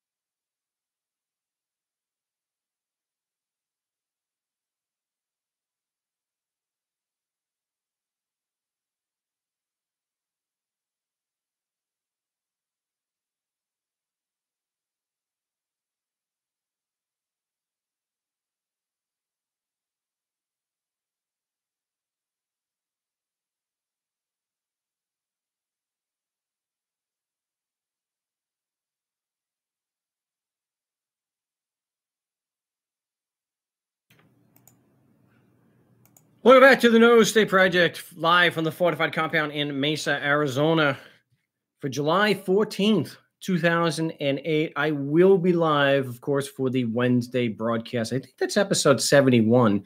But either way, I will be live. And I want to, just real quick, we'll bring Tom back. Tom, I just want to read a comment, so just bear with me for a second. So somebody, Rex is saying here, so the President of the United States can murder thousands of people overseas by drone, but he cannot walk out to Pennsylvania Avenue and randomly put a bullet into someone's head. I don't get it. I think the reality that we're in right now is that Donald Trump could go out onto Pennsylvania Avenue and put a bullet in someone's head, and he would not lose his base. Fox News would still cheerlead for him. Sean Hannity would still make excuses for him. And I don't think he would be, I think that even when he got out of office, he wouldn't be prosecuted. So I think, yeah, I understand the sentiment, though, that politicians, because it reminds me of the line, Tom, you remember the line from The Godfather where Michael is with Kay and he's saying he works for his father? That's such an old movie. Of course, I know it, but go ahead. Well, it's the scene where she says, "Oh," he says, "I'm working for my father," and he says, "Well, I thought you weren't going to work with your father. I didn't think you were going to be a man like your father." And he says, "Well, my father's no different than any other businessman or someone who's in charge of a lot of people, like a president or a senator." And so Kay says, "You know how naive you sound?" He says, "Why? Presidents and senators don't have people killed." And so Michael said, "Who's being naive now, Kay?" Yeah, that's why, I mean, I don't, thing is, Donald Trump is given the moral authority to murder people if he claims it's pursuant to national security. I mean, even Obama had an assassination list of people that they believed that he had every moral right to do. And Tom, what it comes down to is, this thing with immunity in corporations, which we'll get to in just a second. It's the idea that, and I say this on every show, right? That everyone, that you can lie, steal, kill, and cheat people for no other reason you call yourself a government. That they have, and Tom, it's not just because that they're the government. It's that they have a moral right to do what is immoral. I mean, isn't that exactly what that means? I just turned that down. Yeah, I agree. And this was part of our conversation today that John and I had. I said, you'll never get the right people in charge, because even if it doesn't, anyone that takes charge of another human being, that actually can imagine themselves above another human being to make decisions that affect their lives, can never look at you the same again. It can never look at you as equal. It's not possible. Right, because you have a violent power hierarchy. Corrupts. Yeah. Yeah, absolutely. That's why we want to get rid of the ruling class, and because if it's not based on violence, and it's just people providing services, it's collectively owned and run and paid for, but it's not violently collective, then I think a lot of that is taken care of. You're still going to have the problems with the hierarchy, just like you are in a regular corporation or business, where people are, the bosses or like landlords just see everybody. It's tunnel vision. Landlords only see you as a human resource. You are rent to them. To a boss in a company, everyone below him is just a resource. It's very rare that you get someone like Michael Scott that actually sees people as people instead of just resources. But at least in a voluntary, stateless, or governmentless society, you don't have this where people have the moral right to do what's immoral, or a moral right to hurt other people, even if negligently, and just walk away from it. Right. Well, again, it gets back to the corporation. I made a bit of a faux pas there in the texting, because it's such a lag and jam, and corrected itself. I meant to say I was agreeing with Rika, and I had said that before the break. I didn't see she wrote that, but there would be no corporations. There would be nothing to stand behind and hide behind if it weren't for government arranging it that way for those people. Corporations wouldn't be this evil thing, because they wouldn't exist. I agree, and we've that's kind of one of the big talking points. If you one of the big anarchist or voluntarist points that corporations as we know them cannot exist because they are not going to be given such immunity from a criminal organization called the government. I think what you'd still have, of course, is where companies could buy, like they do now, they could just sell the risk. They could just have, and they should have insurance so that if somebody is injured, the insurance should, that's what the insurance is there for. But part of I think the reasoning is that it's like, let's say a corporation, people who work in a corporation hurt somebody. Who do you determine, or how do you determine all the people that are responsible? Are the board members ultimately responsible? Do they share some burden for, let's say, some rogue corporate agent?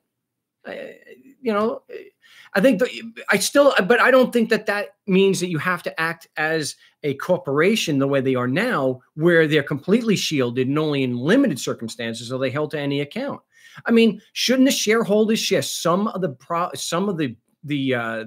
burden of, let's say, like the Bhopal disaster in India? I mean, they put something into motion that caused harm to other people. And this comes down to, look, it still has to, you still have to have a chain of causation, like I talked about before. Can you, in some instances, board members should be held accountable. But it depends on the circumstances. But I agree with you. I don't think there's any reason for any legitimate reason for any group of people to act as a corporation the way they do now.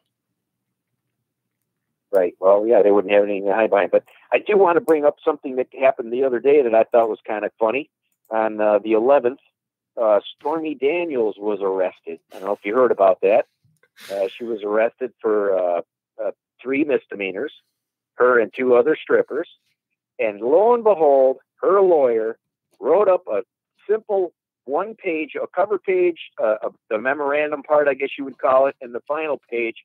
And it was signed and okayed and all agreed by the prosecutor to drop all the charges, and she didn't even have to see the judge. But the other 2, I believe, are still in jail. Well, what the heck? If that doesn't show a completely rigged system, I don't know what else would. Well, there's a lot to show how a completely rigged system. I mean, look, you've seen it firsthand with Dick Noble. Yeah. Oh, yeah. Yeah. And Noel's back in trouble up there from what he mentioned the other day. I don't know what he did, but I hope he doesn't have to go back in front of Noble again. Oh, well, you guys know you filed a motion to recuse the judge. When he denies it, get it up into the higher court on a petition for a writ of mandamus. Yep. But doesn't Dick Noble also wait? But if I remember right, does Dick Noble also sit on the appellate court? You know what? A while back, you're right. That was a glitch that somehow the appellate chief judge was stepping down, and somehow Dick Noble had to fill in. So he was doing both jobs. Yeah, you're right. They were screwed totally. Yeah. Oh man. I remember that but he's not doing it now. It's just something he did temporarily. I think so. That's a good question. I'm going to be delving into this with Noel to find out what's going on. But you're right. I hope that's not still the situation, man. You might as well just move. Yeah. Talk about a real wow. Yeah, because he could sit on a case that was filed against him, and we know how it works there. I'm interested in actually speaking with this John, who's an insurance investigator, because for the older members of the audience. He's really cool. He's right on the right page, and he's so knowledgeable he's very unique. I don't even want to speak for him. He's in here typing right now. He goes by Jaha, and I hope he calls in. And so let me get off the phone so you can take some more callers. Hopefully he'll call in as well. We got about a minute before the top of the hour break, so I won't let okay. I won't let you go just yet. Well, I am interested in speaking to him because insurance investigators, boy, they usually have really good stories, but they have such a good, usually depending on what area they're in, they have really good investigative and questioning skills. I mean, their BS meter is usually pretty Socratic. Yeah, their BS meter is usually pretty on. And so that is definitely somebody, because one of my favorite radio shows, you go back It was from the 50s and early 60s. Johnny Dollar, yours truly, Johnny Dollar, an insurance investigator, the man with the action-packed expense account. But all right, well, Tom, I'm going to let you go. We're at the top of the hour break. I appreciate the call. You definitely suggest that Jan call. John, my name is Mark Stevens. We're going into the third. Wow. The third of the 3 hours of Anarchy Radio right here on the No State, right here on LRN.FM, doing the No State projects. We'll be back in just a few moments, and those on YouTube got about 5 minutes. So we'll be right back.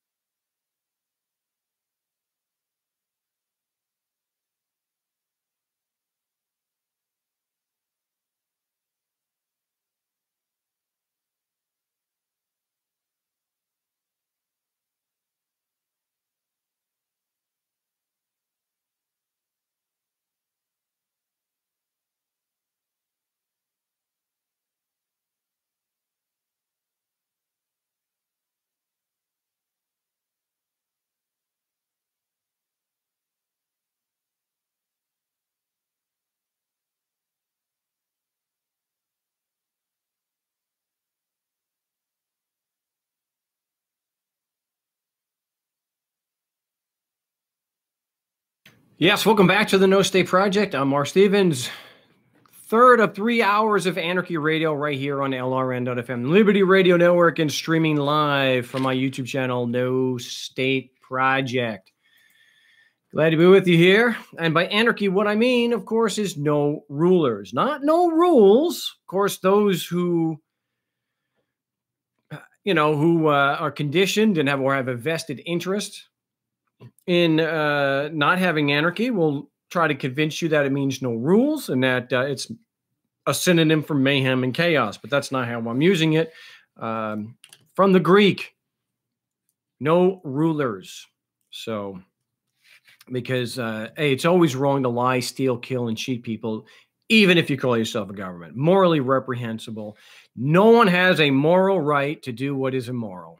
So, and that's exactly what they want us to believe, what they want everyone to believe about government, which separates government from everybody else. So I'm looking forward to this from what Tom had told me. I believe this, I think it's John, but let him say, I'm sorry, was this, I know it's area code 706, but is this John? Yeah, this is John. I go by JAHAB on the chat line. Can I ask where you're calling from? Yeah, I'm calling from Georgia. All right. So you are an insurance investigator? Yeah, I'm an independent adjuster / investigator. I represent about 250 different insurance companies and self-insureds. And so I spend a lot of time investigating anything from traffic accidents to slip and falls to everything in between. So, and I have to say, I ran across your work here a while back, and traffic is a pet peeve of mine, like taxes, basically everything that's victimless. And so I ran across your work, and it just made sense. And consequently, I got into it here not too long ago with a cop. On one of my investigations, or on the way to one of my investigations, and I filed your motions, and consequently the thing got buried, went away, and haven't heard word one since. So I think you've definitely got it down, and I can just tell, just from my experience and in dealing with the various systems and laws, that it works, because it's it's just one of those things that there has to be evidence. There has to be a complaining party. And as I was talking to Tom earlier, I mean, if you go back to go back to the Constitution, go back to the laws, this country only allows for two types of actions, and that's either a tort, which typically falls under insurance, and so I'm very familiar with torts and insurance law. And then you have crime, and both cases have to have a victim. So if there is no victim, I think your method for drawing out the inconsistencies, the all out and out fraud, is fantastic. Well, I appreciate that. I'm glad to hear that you had some success. Don't ask me to prove it, because there just isn't any. You know how that goes when they just sweep things under the rug. Well, yeah, it's nice when you get. Well, typically we do get something, and you can get something that's been dismissed. Or, when it comes to court, yeah, we can usually get the evidence of that. The tax agencies, especially the Franchise Tax Board in California, oh boy, they don't like giving me evidence of something. It's always long and drawn out, and we're very lucky to get it with them.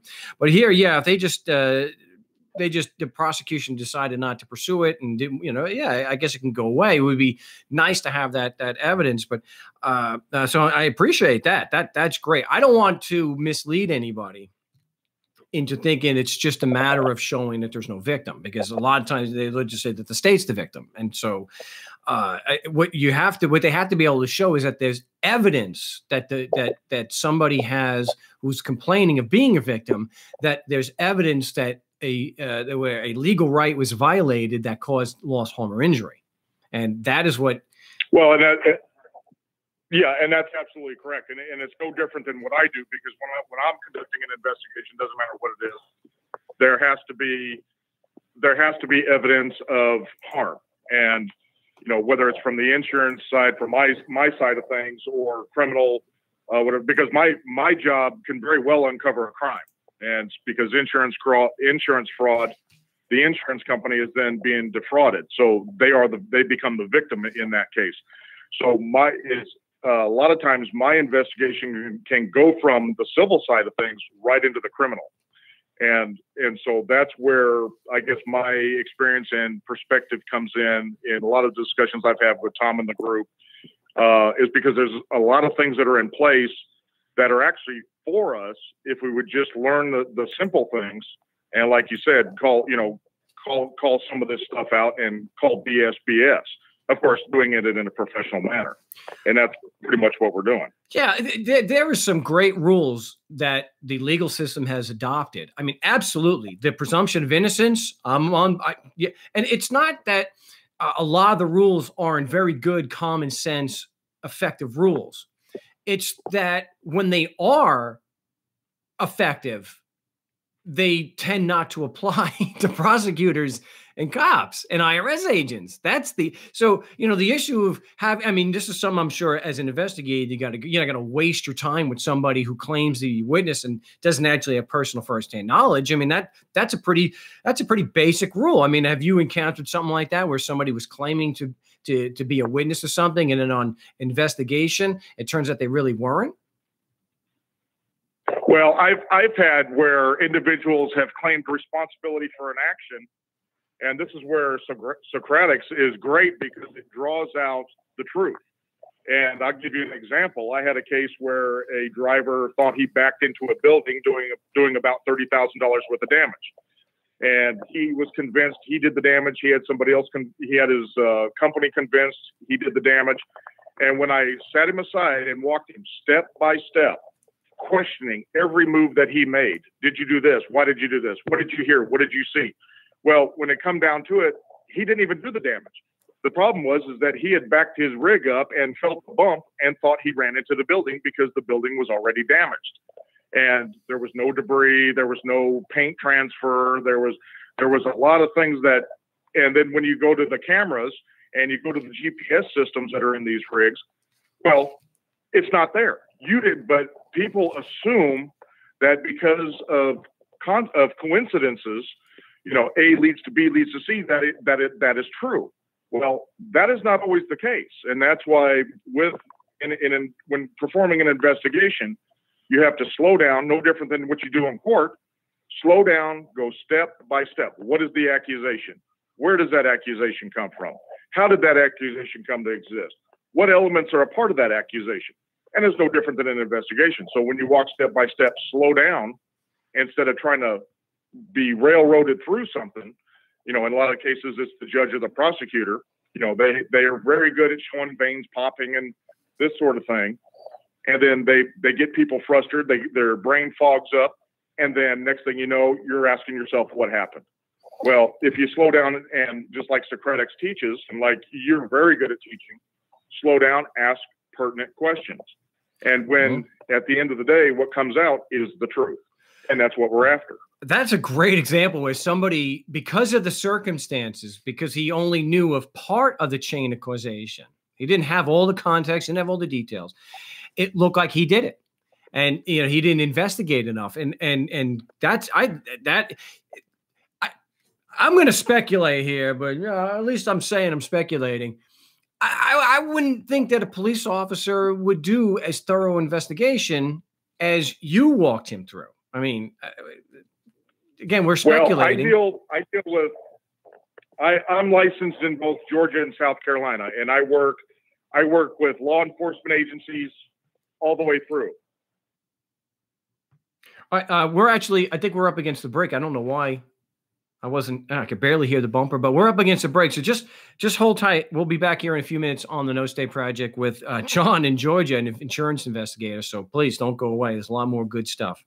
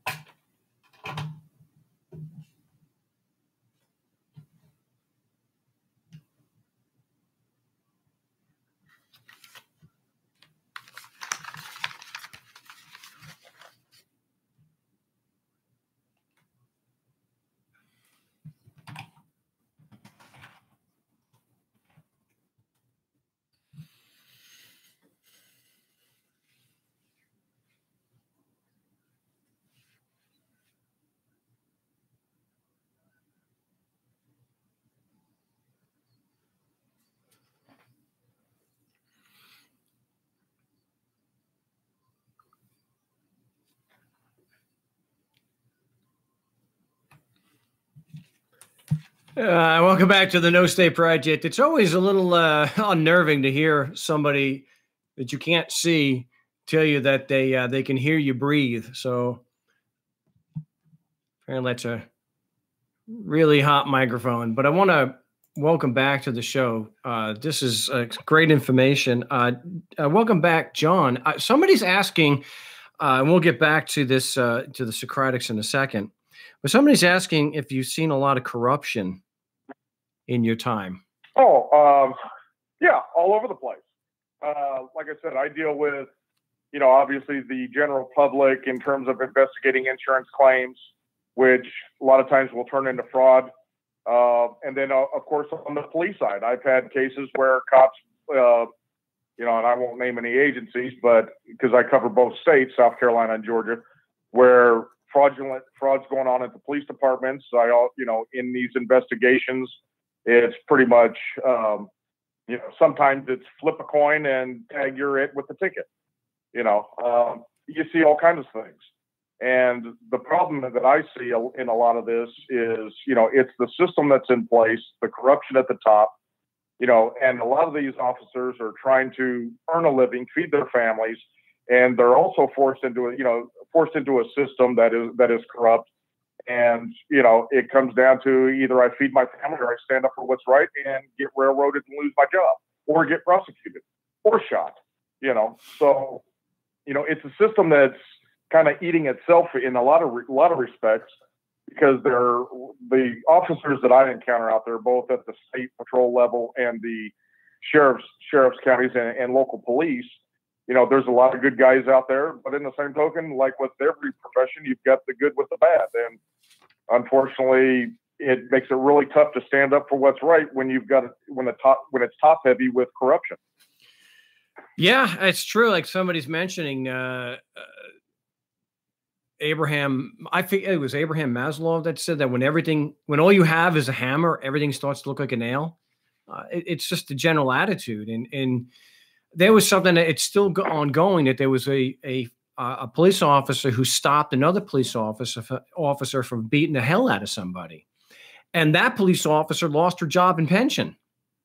So she's still fighting to this day, which is, not that I feel bad, but the thing is, when we do have a whistleblower, when we do have a cop that draws the line and calls out other bad cops, yeah, we should support them. We need them to do that, and maybe more of them would do it if it wasn't that they, like you're mentioning, that they, they could be Serpicoed, it could actually be killed, especially if you're in a place like Chicago. Well, see, and one of the perspectives, and why I think I have a unique perspective, as I've discussed with Tom and others, is when you get down to the heart of the matter of who owns what around the world, not just the country, but around the world, these insurance companies have a lot of influence and they have a lot of power, because who insures, as you discussed, when you go after these criminals with the black robes, so on and so forth, well, they're insured. Who insures them? Because they're self-insured up to a point, and then after that, an insurance company underwrites the excess. And that goes on. The insurance companies own everything, because they're obviously, everything is a risk to an insurance company. So when we go in and we're investigating, and a lot of times, depending on the agency, I don't agree with their investigation, and I will let it be known. Say a trooper will find somebody at fault for the accident in my investigation, because I'm looking at surveillance cameras, I'm looking at witnesses, I'm talking to everybody and searching out the facts. And those facts often tell a different story, because the law enforcement is out there to make a quick determination and clear the scene, because they're blocking the roadways. So they have a limited amount of time, and they're under the gun to get that done. So the accident doesn't impede public access. Well, that doesn't, I can take days on my investigation, whereas they only have a short period of time. So the way the structure of the system isn't cohesive to justice. It really isn't. Yeah, but even after that, you're still able to conduct your investigation, like you said, days after the accident. The police could still continue and do a more thorough investigation, just as you can. Well, that would be true, but I'm not handling 50 accidents a day like some of these guys. I handle maybe one or two. And so I can devote a lot of time and energy And of course, I'm getting paid good money to do that. Whereas an officer, yeah, but John, in some of these places, cops make six figures. So I think maybe but I agree with you as far as the manpower, where police officers and even some cops that I've spoken to, they spend so much more time just giving out tickets as opposed to investigating crimes. And here maybe investigating accidents. So it's a matter of they have the manpower, but they're not using it right. Well, and that was my point that I was like when I was in the discussion earlier before we came on the show with Tom, is we have a system and we have a structure in place, and when people understand that the traffic tickets was never supposed to be, the whole purpose of a traffic citation was for the regulable activity of commercial, because that's something that the people in this country wanted. It was never supposed to apply to the people, just like the Constitution. The Constitution has got nothing to do with us. That's a way for the government that we have demanded to hold the government officials accountable. And what they've done is thugs have infiltrated the system and turned everything, the laws and Constitution, against the people to use it and then back it up by a police force that's been militarized. And this is the system we've got now. That was never the intention. And if you go back, as I'm sure you have, as well as others, you look at the original intention, hence jurisprudence of original intent. If you go back to what it was really meant to be, the system was put in place and was fine. It's all the corruption that has made it what it is. Well, I have to disagree there, because even back then, even before the because even if, when you look at the original intent included slavery, and that other, human beings were seen as property. And also, and that's not just those of the African persuasion. It included pasty white Europeans who didn't have enough property or had no property at all. So if you were Irish, you were the scum of the earth, especially. Okay. So I would say that it definitely got worse from where it started. It certainly got worse. Was corrected. Yeah, that portion was corrected. And then, of course, it turned into another form of enslavement. That's all it really did. Then you had the Jim Crow and whatnot. But you always, even from colonial times through the state constitutions and through the federal constitution, you had white slavery in the form of conscription. And just like I've mentioned before, more roads. It's the big status thing. Who will build the roads? I included in Government Indicted that in the days of the original intent, it was always intended that you could use white people for slave labor. They didn't call it slavery, whites, but they were used to build the roads. We're up against a break, so just hold tight. We'll be back. My name is Mark Stevens. You're listening to the No State Project here on LRN.FM and streaming live on my YouTube channel. Got a great discussion with John, an insurance investigator. We're going to have this guy on again. But we'll have another segment with John. So don't go away. We'll be right back.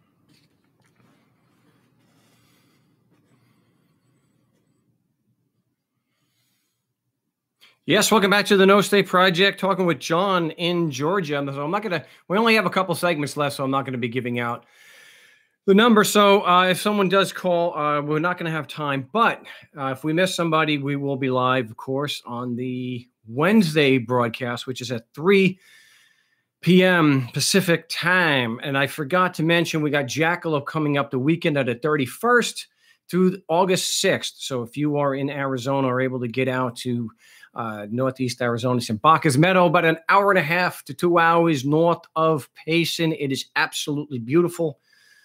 And I will be there probably on the Saturday. If not, I might have to go on a different day, but I should be there.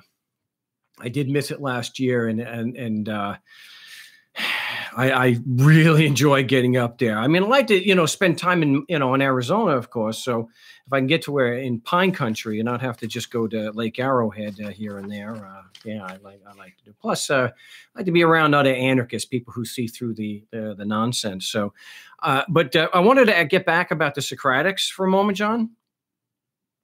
Sure. Just give us a brief background. I want to know, if you can let people know that, in your work as an insurance investigator, that where did you learn how to do your where did you learn your investigative techniques? Well, actually, I guess where we really polished it off was your work. I had my education is actually, I have a undergraduate and graduate degree in national security. Oh, wow. And I came out to Georgia because all the intelligence communities, so on and so forth, DHS is all throughout the East Coast. Well, as my eyes were opened more and more, because in the security field, especially when you're dealing with national security, that sort of thing, there's supposed to be a balance of civil rights and the security apparatus. And that is a very complicated area to focus on, because how do you protect an organization or people without violating the rights of somebody else? And so I really started digging into that right after my undergraduate degree. I was going to go to law school. Well, I had friends that were attorneys, and they told me, don't waste my time. And so I went ahead and pursued my graduate degree in the security field. Well, once I sat in meetings with the different intelligence agencies and heard, basically the discussions, you come to realize that the conspiracy theories aren't so theoretical anymore. And so I walked away from it, went back to insurance because I enjoyed the investigative aspects of it. And then when I run across the Socratics, your work, and it really honed my skills and sharpened what I did on the job to help the insurance companies, and not so much the insurance companies as the individual drivers. Because if a driver gets a ticket, the company doesn't pay it, the driver pays it. He's charged with it, not the company. Well, that always struck me as wrong. And so, there was just a lot that wasn't making sense. And it all became clear when I started digging into the Socratics and then started learning, I always knew jurisdiction was an issue. And it was like, well, how is it? And so that was something that clarified it for me. And now I'm able to talk to drivers when I'm out there on these investigations. I'm talking to other officers, and I'm doing what I can to open people's eyes for the goal of the voluntary society.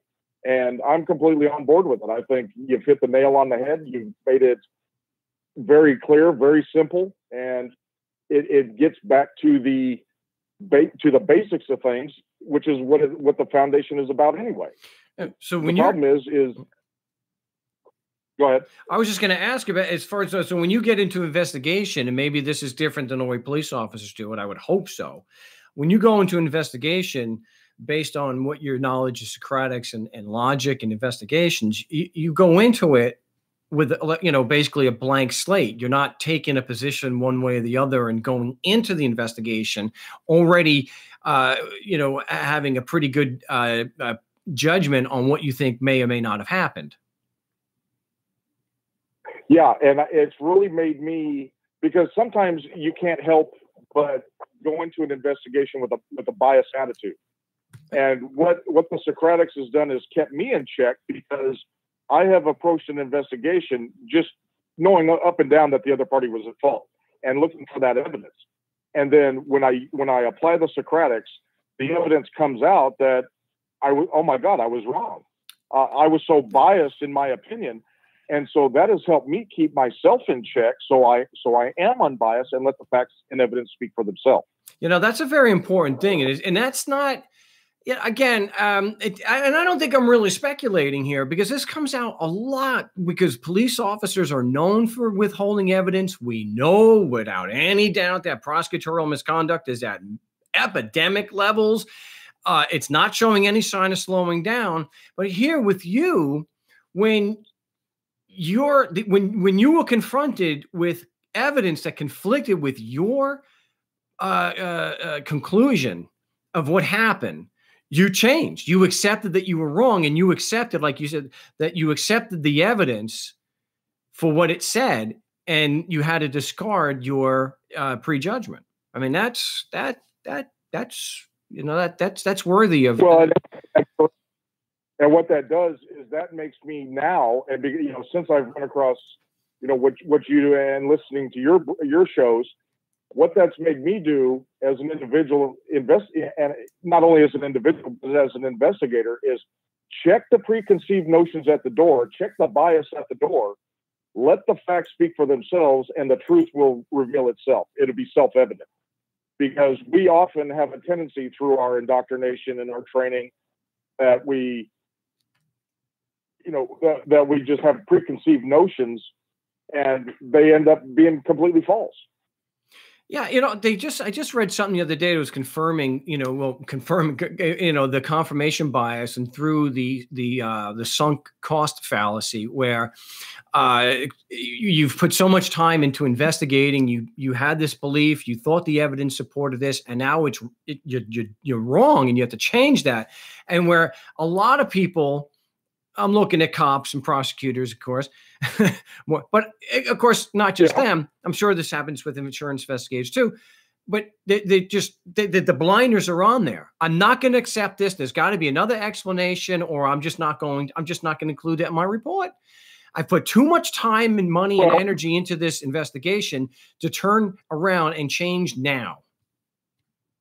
Well, see, you say I left it out of the report. As an insurance investigator, I say tampering with evidence. because that's what it is. That's exactly what, and it's also a in the course of a police investigation would be a felony obstruction of justice. Well, see, they like to charge in most states that traffic is a felony, or excuse me, is a misdemeanor. Right. Traffic, or it's proceeded under criminal laws. Well, if they withhold evidence, i.e., in this particular cases of victimless crimes where they withhold evidence of jurisdiction, well, that's evidence tampering. And why wouldn't we charge an officer with that? It's the same thing if I go out on an investigation and an officer pulls me over and detains me longer than necessary, other than to obtain my identification as an investigator. Anything above and beyond that is obstruction, and I've got no problem calling that out. See, yeah. So, and it's the same thing that goes with the average individual. If they're leaving evidence off the table, well, that's tampering, as far as I'm concerned. Because you're not. That is obstruction of justice, and when you then add in if that person is falsely convicted based on you withholding, just like the prosecutor, there was a prosecutor, Ken Anderson, who went to jail. I know it was a couple of days. He went to jail for willfully withholding evidence showing the guy was innocent, and 25 years later, he lost his law license and went to jail for a couple of days, which was unprecedented.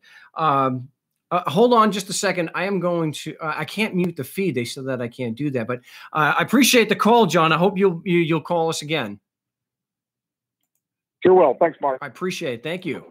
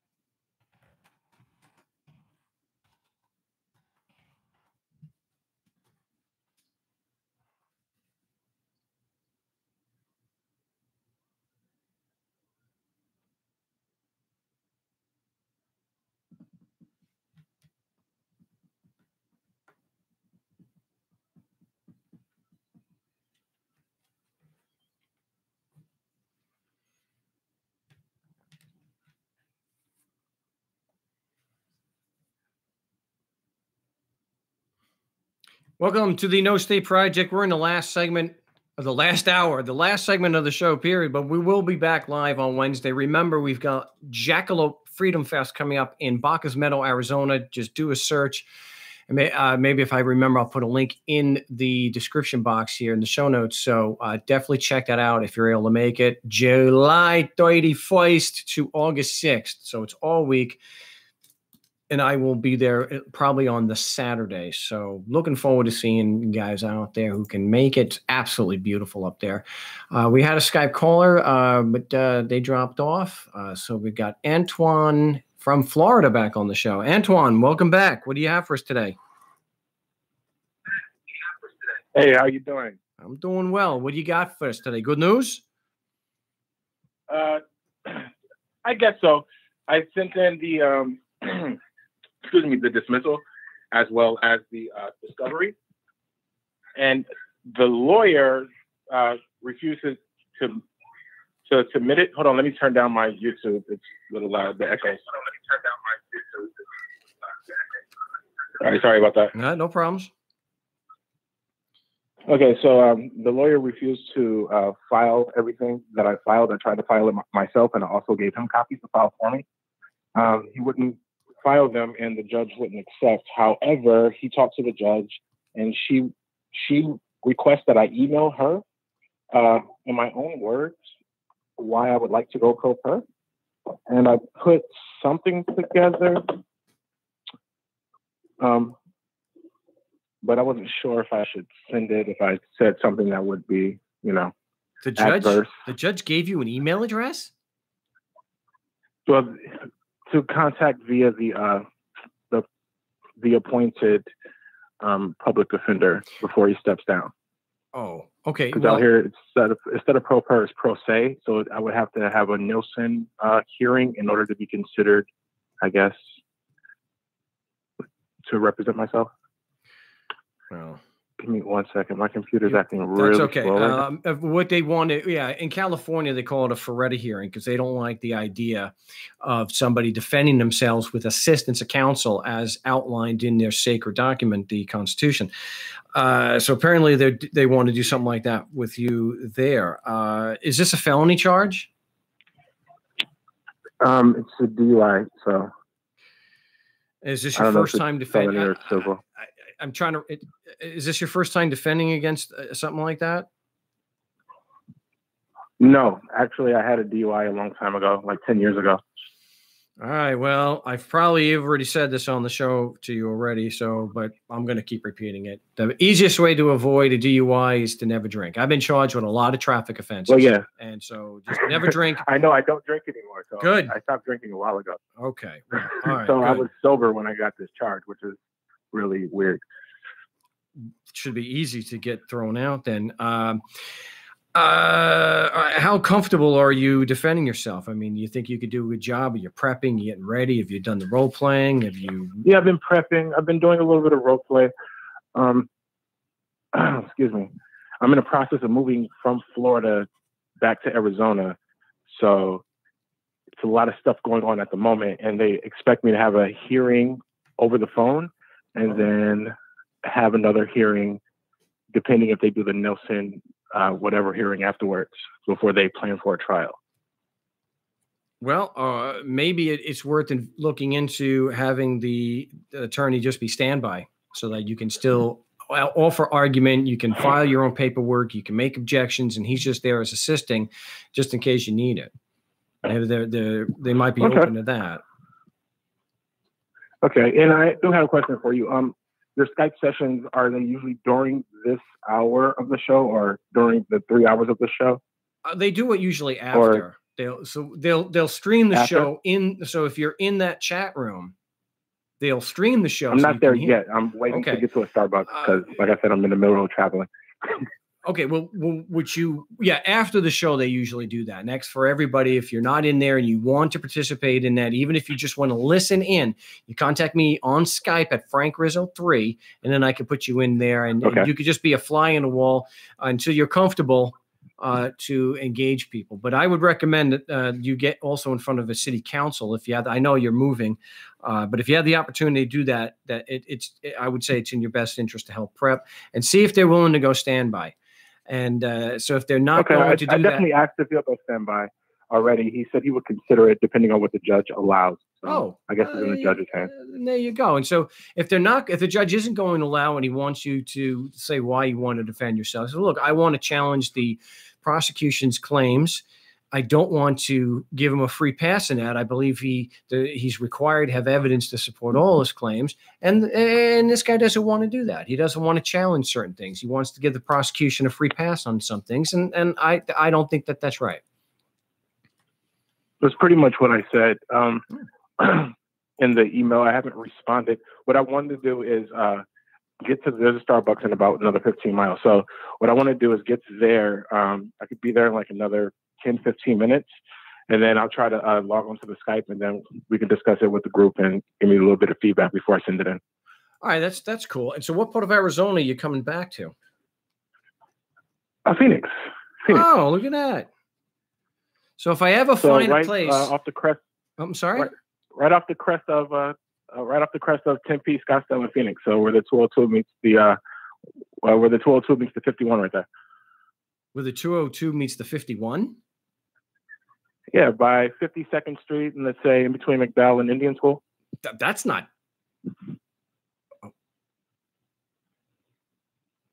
Okay. I didn't think that was. All right. We'll see if I ever find Phoenix. Okay. I just didn't think it was Tempe. Oh no, Tempe is like probably not even you could spit and hit Tempe. It's not that far away. So it's 202 and what? So when the 202 meets the excuse me, not the 51. Sorry, the 143 right off 52nd Street. There you go. I was saying 202 and 51. You're not in Tempe. You haven't been in Tempe for 24th Street. You really had me going there. I was like, what am I screwing up here? Okay, yes, the 143. Just a little nervous. That's all. Because I'm, that's brain jumbled. I'm trying to stay focused and positive at the same time. So okay, no problem. Because if I ever find a place in the East Valley where I can do the show once a month and have a jam, we'll be able to meet up. You'll be able to be in studio, so to speak. Oh, definitely. And if you need a place, my friend just she has a radio station out there, so really, I can definitely introduce you to her as well. Absolutely. Do you want to say now what? So we're responsible for the Arizona underground hip hop movement, and excuse me, I can't even think of the name of the radio. My Radio Phoenix. It's an app you can definitely download. Oh, I see. Okay. And her segment is Miss Lovely. So she has, her own segment, but she owns that particular station. And she just, I think, signed something with 1015, where they actually have a broadcast on there as well with some of the different hosts that she has available. Oh, yeah, very cool. All right. Well, I'm going to let you go. We're pretty much out of time, but okay. Okay. I'm definitely going to try to hop on that Skype though. All right. And hey, let me know what happened. All right. Okay, absolutely. Good luck. We got Antoine. Oh, sorry. Well, sorry, Antoine. But Antoine in Florida moving back to the Valley. And wow, yeah, I started thinking 202 and 51. I don't think the 202 hits the 51. But where it would be considered I-10 is definitely not near Tempe, but not Scottsdale either. So it's definitely Phoenix where the 51 and the 202. So yeah, I think they say we're not supposed to call it the Squaw Peak Parkway, but I moved here in 93 and I don't know, people who I knew were Native Americans from Arizona never found any issue with that. But yeah, 51 or Squaw Peak Parkway. I used to take the 51 there to get to Squaw Peak, which it's right off the freeway there. Great hike if you are in the Valley. Not as difficult as Camelback. So you do get to see the whole valley. Well, when the valley is flat, you get to see everything. But we're pretty much out of time here on the No State Project. Appreciate all the calls. Great material today. I'm glad that Trevor called in, and Tom and John, Antoine and Joe, especially John in Georgia. So looking forward to speaking with him. And so then if you guys don't remember, it's yours truly, Johnny Dollar. Check out the 2-hour shows. They're awesome. But we're totally out of time here on the big show. So, hey, till next time, salud.